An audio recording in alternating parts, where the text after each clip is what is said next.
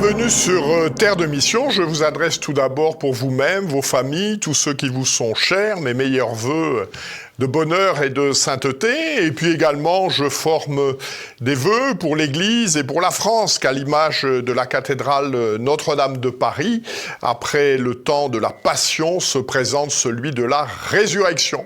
À ce propos, je vous recommande le Figaro hors série, un numéro spécial tout à fait exceptionnel, Notre-Dame Passion et Résurrection, à l'occasion de la réouverture de la cathédrale. Trois séquences dans cette émission. Tout d'abord, une présentation de l'année sainte qui a été ouverte le 24 décembre dernier par monsieur le chanoine Guittard. Ensuite, Éric Letty viendra nous présenter un numéro hors série de valeur actuelle, les miracles, secrets et mystères. Et enfin, Marie-Lys Pélissier nous donnera les renseignements concernant la marche pour la vie qui aura lieu le 19 janvier prochain.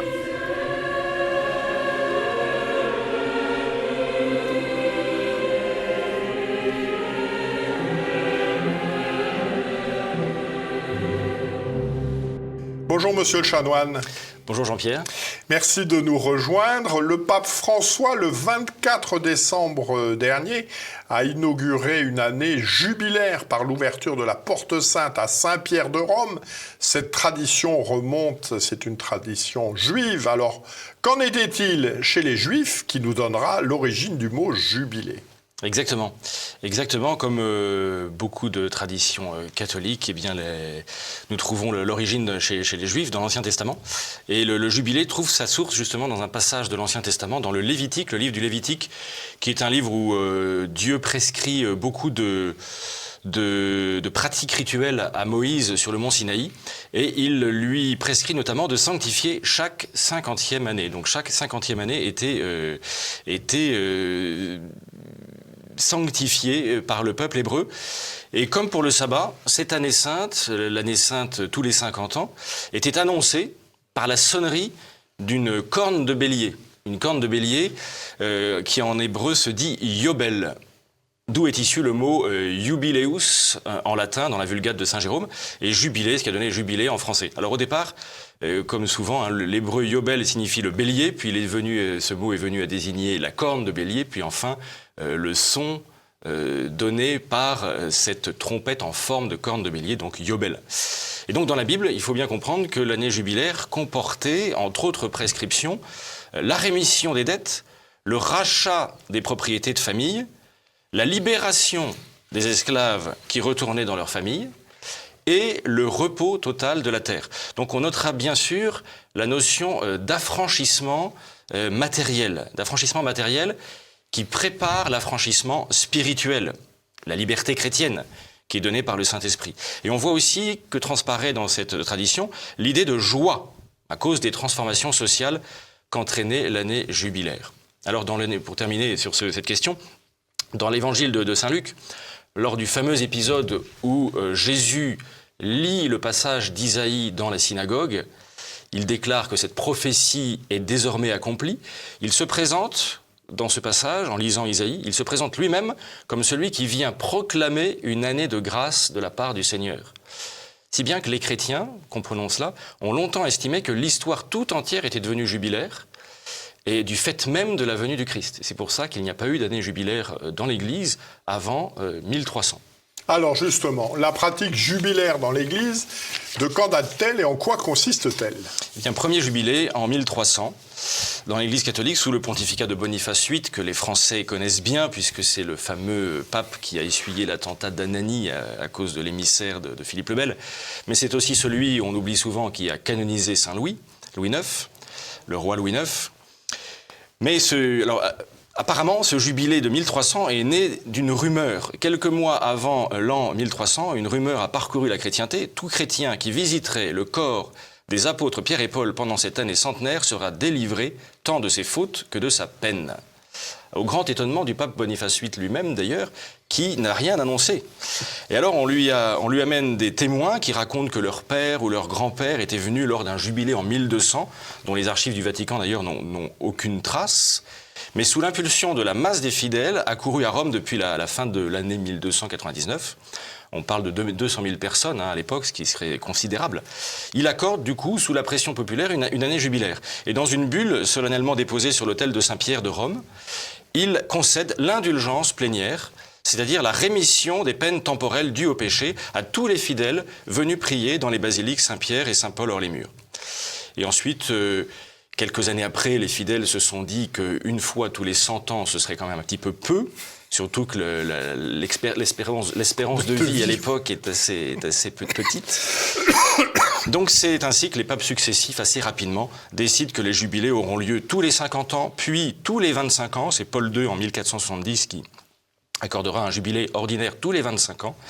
Et en plus des basiliques Saint-Pierre et Saint-Paul hors les murs, ils ont rajouté progressivement la basilique Saint-Jean de Latran, la cathédrale de Rome, et la basilique Sainte-Marie Majeure.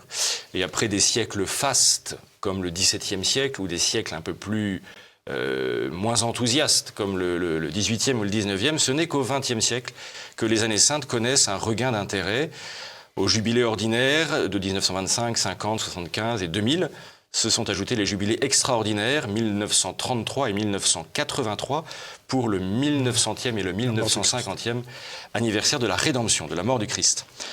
Donc, et puis nous nous souvenons bien sûr du dernier jubilé extraordinaire proclamé par le pape François en 2016 sur le thème de la miséricorde divine. Alors, dans le monde catholique, le jubilé, c'est une indulgence générale accordée par les papes en des temps et dans des occasions déterminées, à condition de remplir certaines pratiques de dévotion. Il faut voir les années jubilaires comme des années de grâce, des années de conversion. L'Église ouvre les trésors de ses grâces, de ses indulgences, pour le bien spirituel de tous ses fidèles. Et elle encourage justement à se convertir, à se tourner résolument vers Dieu, à passer, pour ceux qui sont à Rome, les portes saintes, la porte sainte qui est symbolique, puisque on quitte le monde extérieur, la porte est ce qui sépare du monde extérieur, du monde profane, pour entrer dans un monde sacré, dans un monde saint. L'occasion de gagner des indulgences. Alors je rappelle à nos téléspectateurs que les indulgences, il faut bien comprendre qu'une indulgence, c'est la remise partielle ou plénière de la peine temporelle que nous devons purger à cause de nos péchés. Quand nous commettons un péché, notre faute, grâce à Dieu, est effacée par Dieu dans le sacrement de pénitence, mais la peine demeure. La peine éternelle est remise, aussi la peine éternelle c'est l'enfer, mais la peine temporelle demeure. Elle doit être purgée. La peine temporelle, c'est tous les désordres qui sont occasionnés par nos péchés, des désordres intérieurs et extérieurs. Et cette peine temporelle doit être purgée ici-bas par nos bonnes œuvres et après la mort au purgatoire. Mais elle peut être aussi remise ici-bas par l'accomplissement de bonnes œuvres, de l'œuvre de satisfaction donnée par le confesseur qui nous a imposé la pénitence à la fin de notre confession, mais aussi elle peut être remise par une indulgence accordée généreusement par l'Église, une indulgence qui peut être plénière ou partielle, plénière si toute la peine est purgée, temporelle si seulement une partie de la peine est purgée. Donc cette année jubilaire, ces années saintes sont aussi l'occasion pour tous les fidèles de manifester leur attachement à l'Église, une sainte catholique et apostolique et romaine, et leur attachement aussi au souverain pontife par ce pèlerinage à Rome qui demeure l'œuvre la plus traditionnelle des années saintes. Alors, cette année jubilaire est sous un thème. Le thème, c'est « Pèlerin de l'espérance ». Qu'est-ce que ça apporte de particulier ?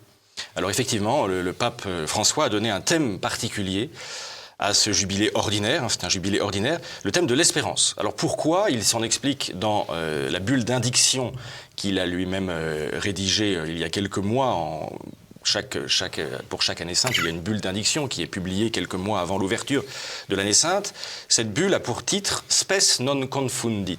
C'est un passage de saint Paul aux Romains, au 5e chapitre, « L'espérance ne déçoit pas ».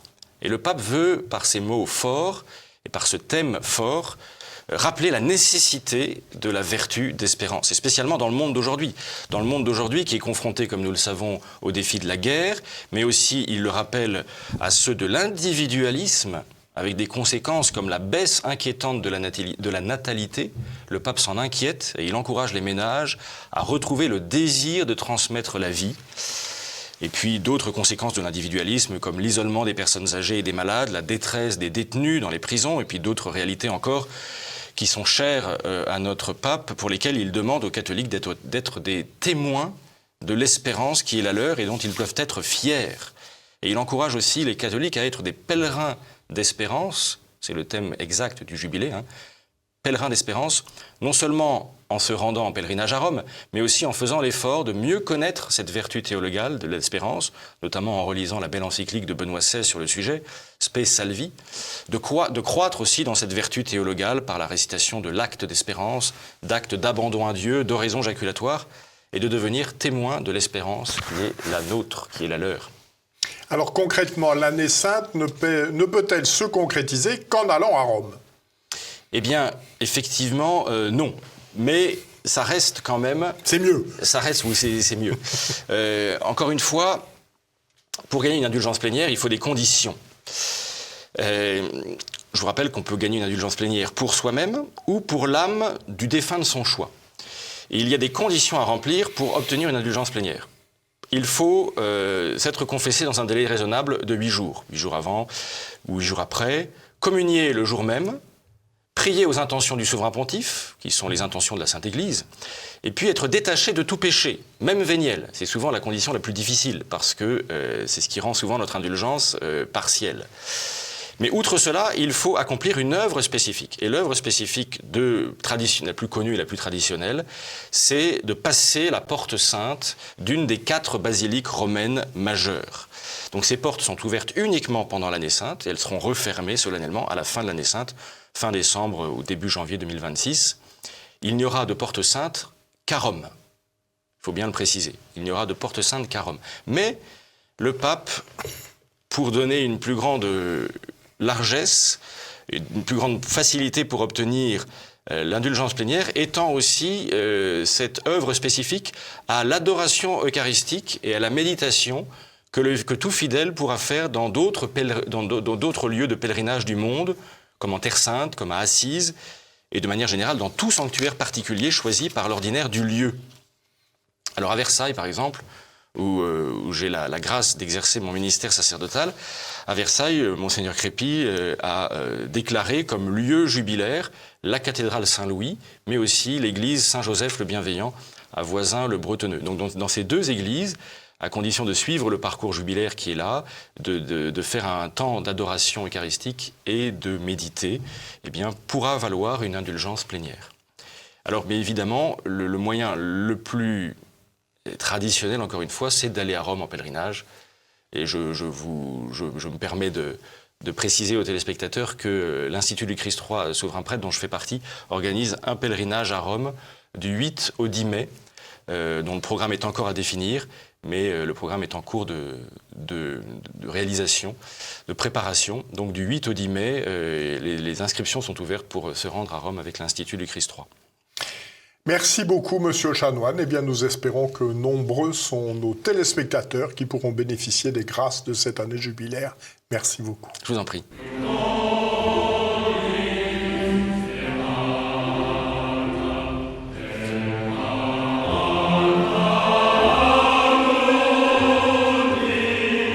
Bonjour Éric Letty. Bonjour Jean-Pierre Maugendre. Voilà, donc vous avez été un des journalistes qui a contribué sur un hors-série de Valeurs Actuelles, les miracles secrets et mystères. Alors, qu'est-ce qu'un miracle, pour commencer ? Eh bien, un miracle, c'est un signe donné par Dieu, qui dépasse la réalité naturelle, en fait. Nous avons interviewé, là je me réfère à lui, Patrick Sbalchiero, qui est journaliste et historien, qui est auteur d'ouvrages notamment comme l'Église face au miracle de l'Évangile à Nauvoo ou Enquête sur les miracles de l'Église catholique. Et justement, il a répondu à cette question. Je me réfère à lui parce qu'il a bien pioffé le sujet. Le miracle est beaucoup plus qu'un prodige qui dépasserait les lois de la nature. En fait, il n'est évidemment pas explicable en termes scientifiques. On le voit bien avec le bureau d'expertise de Lourdes, etc. Il faut tout de même que on vérifie bien que la guérison miraculeuse, par exemple à Lourdes, ne peut pas avoir une origine naturelle. Donc c'est un phénomène surnaturel. Mais il a évidemment un contenu qui est religieux. Et c'est ce qui le caractérise par rapport à un saint prodige. C'est un concept religieux et qui ramène l'homme à Dieu en fait et qui montre l'amour de Dieu pour l'homme. Donc ce sont des signes qui, comme le dit Patrick Balquiero dans cette interview, les miracles authentiques sont autant de signes disant l'amour de Jésus dans les vies humaines. Au-delà donc de l'aspect spectaculaire du miracle, il y a cet aspect qui est spirituel du miracle, et c'est lui qui compte avant tout. Il est très souvent, on le voit bien dans les évangiles, mais pas seulement dans les évangiles, le miracle est lié à la foi. Lorsque le Christ fait des miracles, il dit très souvent à la personne, au miraculé, à la personne qu'il guérit, ta foi t'a sauvé. Et en revanche, par exemple, on voit bien que quand il visite Nazareth, qui est le village où il a grandi, l'évangéliste écrit il y fit peu de miracles parce qu'on manquait de foi en fait. Il n'a pas trouvé la foi, donc il n'a pas fait de miracle. Le miracle est en rapport avec la foi. Alors, quel est le sommaire de ce numéro? De quoi traitez-vous? Alors, on traite évidemment des miracles du Christ lui-même. C'est des miracles de la Bible en général, puisque il y a un article de Nicolas Gauthier sur les miracles bibliques de l'Ancien Testament. On y trouve évidemment les traces qui nous sont restées, notamment de la résurrection, puisque les grands miracles, c'est l'incarnation et la résurrection, les plus grands miracles à mon sens. Donc il y a des articles sur le Saint-Suaire de Turin, sur la Sainte Tunique d'Argenteuil, des articles aussi sur les miracles des apôtres, et une partie historique qui remonte jusqu'aux origines de la Gaule avec Blandine, qui est votée au Lion, qui ne la touche pas, Sainte Geneviève dont la prière évite à Paris d'être ravagée par Attila. On parle aussi de la France, terre de miracles, avec Bernadette Bernadette à Lourdes, justement. Il y a eu une interview très intéressante du docteur Patrick Tellier qui a passé 11 ans au bureau médical de Lourdes et qui raconte ce qu'il y a vu. Et puis bon, par exemple également, il a été très intéressé par Sainte-Anne d'Orée, et le miracle qui assez long d'ailleurs dans le temps, qui a débouché sur la construction du sanctuaire de Sainte-Anne. On y retrouve Catherine Labouré, Sainte Bernadette, évidemment les miracles de la Sainte Vierge, y compris Fatima, et puis bon des personnages peut-être moins connus du grand public, comme Saint Farbel, je crois qu'il a été béatifié en 65, qui était un ermite libanais. Donc il y a tout un panel en fait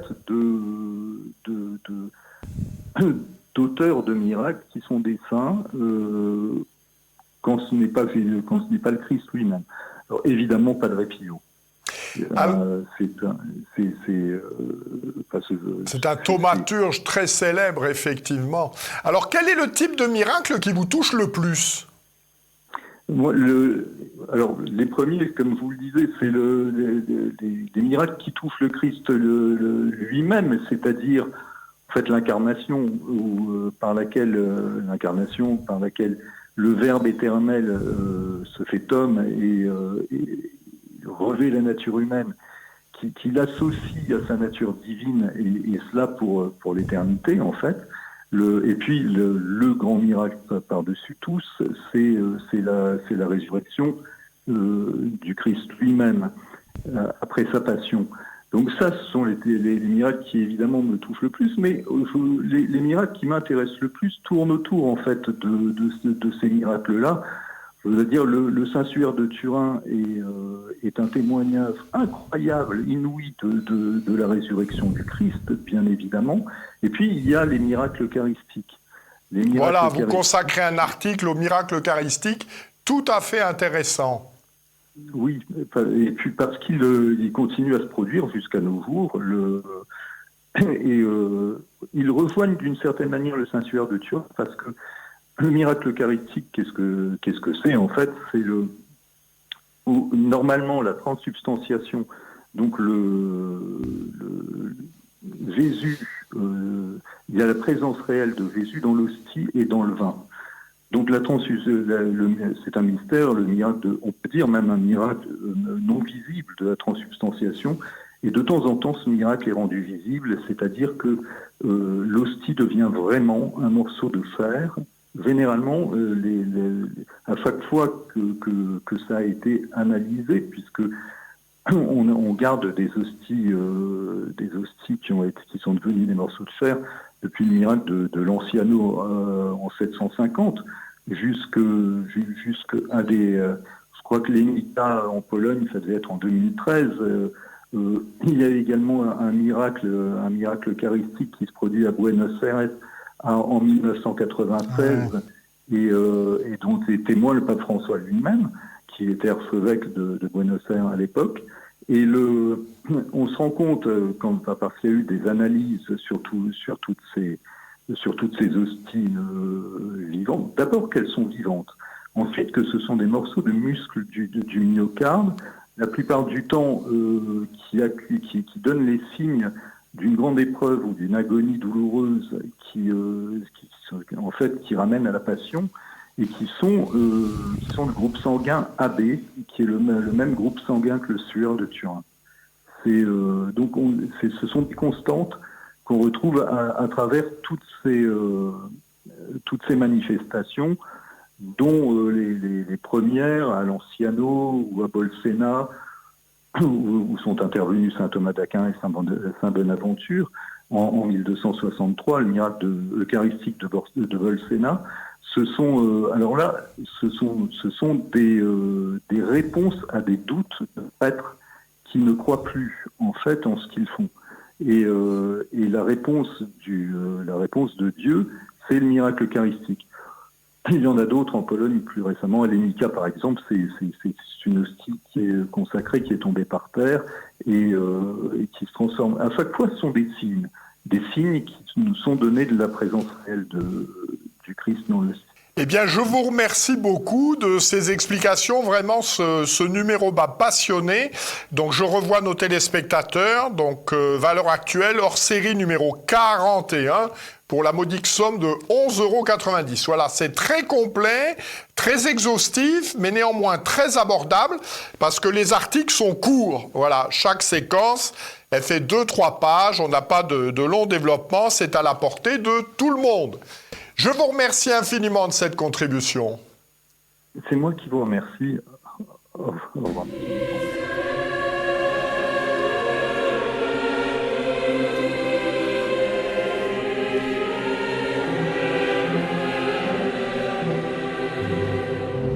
Bonjour Marie-Lise Pellissier. Bonjour monsieur.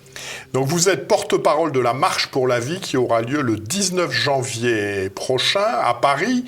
Alors cette marche a un caractère un petit peu exceptionnel. À quoi est-il dû ? Effectivement, la Marche pour la vie a un caractère exceptionnel cette année parce que le 17 janvier, soit 3 jours avant la Marche pour la vie, cela fera 50 ans jour pour jour que la loi Veil a été promulguée. C'est un triste anniversaire, mais nous avons choisi d'en faire l'occasion de célébrer 50 ans de résistance pro-vie, 50 ans de combat et de défense de la vie. Bernard de Chartres disait que nous sommes des nains juchés sur les épaules de géants, et ce qui est particulièrement vrai dans le combat pour la vie. Il y a derrière nous nombre de figures. En France, le professeur Jérôme Lejeune, le docteur Xavier Dor, Viviane Lambert, Odile Guinepin et Xavier Raoult. Puis à l'international, nous avons Jean-Paul II, Mère Teresa, toutes ces personnes qui se sont mobilisées et qui ont parfois sacrifié leur vie professionnelle, personnelle, pour défendre la vie. Et puis tous ceux qui, dans l'ombre, ont aussi combattu pour la vie. Et donc c'est à ces personnes-là que nous voulons rendre hommage pendant ces 50 ans. Alors, y a-t-il pas justement quelque chose de désespérant depuis 50 années de voir que la situation ne cesse de se dégrader malgré les marches pour la vie qui existent depuis longtemps? Est-ce que c'est pas un peu désespérant? Mais effectivement, depuis 1975, les lois n'ont pas été dans notre faveur. Au contraire, drastiquement, de manière effrayante, les critères ont sauté pour élargir l'accès à l'avortement, notamment les délais légaux d'avortement, mais aussi les délais de réflexion, l'autorisation parentale pour les mineurs. Maintenant, les sages-femmes peuvent aussi pratiquer des avortements. Tout ça a fait qu'aujourd'hui, nous sommes à 243 600 avortements en 2023 en France, ce qui est un chiffre effrayant et énorme. Mais j'aimerais tout d'abord rappeler que notre combat n'est pas que législatif. On se bat d'abord contre une réalité plus que contre des lois. Et donc il y a des victoires à l'échelle individuelle lorsque nous portons secours à une femme qui ne sait comment garder son enfant, lorsque nous accompagnons aussi des personnes en fin de vie, en les dissuadant de demander l'euthanasie. Ou encore quand nous rassurons une famille qui attend un enfant handicapé et qui donc choisit de ne pas l'avorter. Donc tout cela, à échelle individuelle, sont des victoires. Et puis il y a toutes les associations qui sont nées pendant ces 50 ans, des associations d'écoute, d'aide aux femmes enceintes. Aujourd'hui, il y a une génération, la Marche pour la vie a une moyenne d'âge d'environ 21 ans, donc une génération qui se forme avec l'Université d'été de la Marche pour la vie et la Jeune Académie. Donc tous ces signes d'espérance. Et la Marche pour la vie, c'est la partie visible de l'iceberg. Et cette partie visible, elle a toujours un sens parce que, imaginons-nous une société, un pays où personne ne s'oppose publiquement à l'avortement. Nous devons rappeler, au contraire, à contre-courant de tout ce qui est dit dans les médias et puis dans le milieu de l'éducation, que l'avortement est un drame, qu'il n'est pas une solution et toute la vérité. Et puis la Marche pour la vie a aussi pour objectif d'encourager tous ceux qui sont seuls, se sentent seuls dans ce combat et puis qui sont victimes de cette doxa pro-avortement. Je pense en particulier au personnel de santé, aux étudiants en médecine, même tous ceux qui travaillent dans le milieu de l'éducation qui subissent une pression. La Marche pour la vie est là pour leur dire que nous sommes encore nombreux à nous y opposer et que nous menons le bon combat. Alors, l'actualité législative ces temps-ci est un petit peu en panne en fonction des événements que l'on sait, mais quelles sont les intentions des uns et des autres dans les mois qui viennent autour de la défense de la vie humaine innocente ? Eh bien, surtout le calendrier législatif, les projets sont surtout autour de la fin de vie. Le projet de loi sur la fin de vie a été repoussé suite à la dissolution de l'Assemblée nationale en juin. Il a encore été repoussé avec la motion de censure en décembre. Cependant, on voit certaines déterminations du côté des politiques, notamment la présidente de l'Assemblée nationale qui a demandé à ce que le projet de loi soit maintenu en janvier-février alors même que le projet sur le budget était repoussé. Maintenant, nous avons quelques personnalités politiques qui peuvent nous laisser un peu d'espoir. Bayrou, normalement, est pour les soins palliatifs. Dans les années passées, il a bien précisé. Pareil, le ministre chargé de la Santé est aussi plutôt pour les soins palliatifs et contre la légalisation de l'euthanasie. Mais Catherine Vautrin, ministre du Travail, de la Santé et de la Solidarité, est, elle, complètement en faveur. Donc, voilà, les positions sont tranchées et nous ne savons pas encore où ça va évoluer. Peut-être que les prochaines semaines, nous saurons si le projet est remis au calendrier. Alors, pouvez-vous nous donner quelques renseignements concrets? Le déroulement, d'où est-ce qu'on part, où est-ce que l'on arrive? Donc, le point de rendez-vous, y a-t-il des soutiens notables? Et puis, je crois qu'il y a une innovation cette année avec un prix de la Marche pour la vie. Oui. Alors, donc, la Marche pour la vie sera le 19 janvier à partir de 14h à la place Trocadéro. Nous avons choisi cette place pour marquer justement cet événement des 50 ans. Et donc nous marcherons, nous ferons une boucle et la place d'arrivée sera également aux places de Trocadéro. Donc nous donnons rendez-vous à 14h et la marche terminera vers 18h. Dans les soutiens, donc, nous aurons plusieurs intervenants, notamment tous les présidents des grandes associations qui défendent la vie depuis plusieurs années. Et puis nous aurons la présence de Philippe de Villiers qui était venu en 2017 et qui est fidèle à notre combat, donc il nous fait l'honneur d'être présent cette année. L'innovation de cette année, c'est le prix de la Marche pour la vie, effectivement, qui se place aussi dans cet hommage et cet encouragement à tous ceux qui combattent pour défendre le plus petit. Donc c'est un prix à la fois honorifique mais surtout financier pour une association. Alors je ne dévoile pas encore le nom puisqu'il sera dévoilé le jour de la marche. Merci beaucoup de toutes ces explications. Également, je complète par une information. Donc, à la fin de ce cortège, il y aura également, pour ceux qui souhaitent prier aux intentions des femmes blessées, des enfants avortés, de notre pays également, une partie priante à la fin de ce cortège. Cette émission s'achève. Je vous souhaite une bonne semaine et que Dieu, qui est Père, Fils et Saint-Esprit, nous garde. Bon dimanche, bonne semaine à tous. Et merci Marie-Lise. Merci, monsieur.